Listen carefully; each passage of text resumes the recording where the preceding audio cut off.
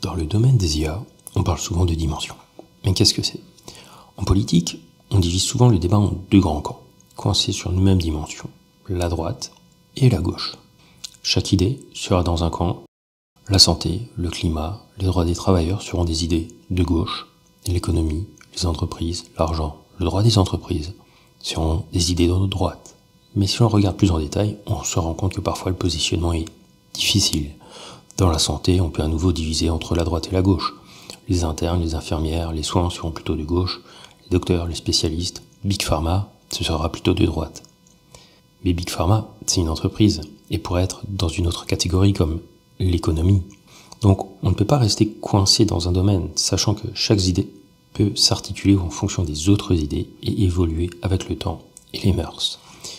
Il nous faut donc plusieurs dimensions pour représenter un concept et articuler chaque idée autour des autres. Comment faire? En 2017, je découvrais le modèle FastText de Facebook et ses 300 dimensions.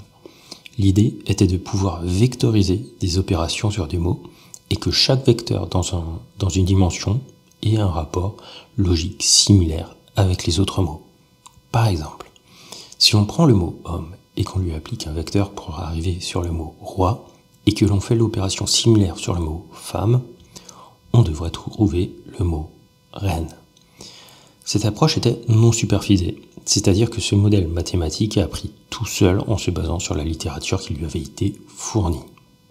Et c'est comme ça que le vecteur femme, infirmière, donnait pour les hommes le mot docteur. Car dans la littérature, les femmes étaient plus souvent infirmières que docteurs, et inversement pour les hommes.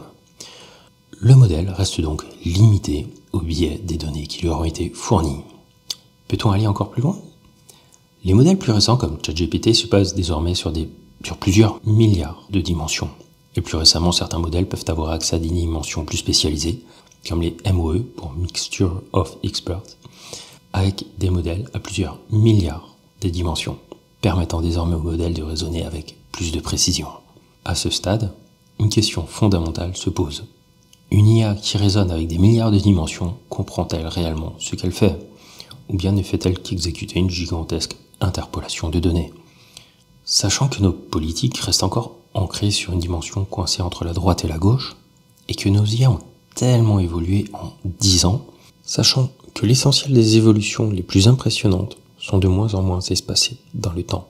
Quel avenir reste-t-il à l'humain? Où vous voyez-vous dans cet univers?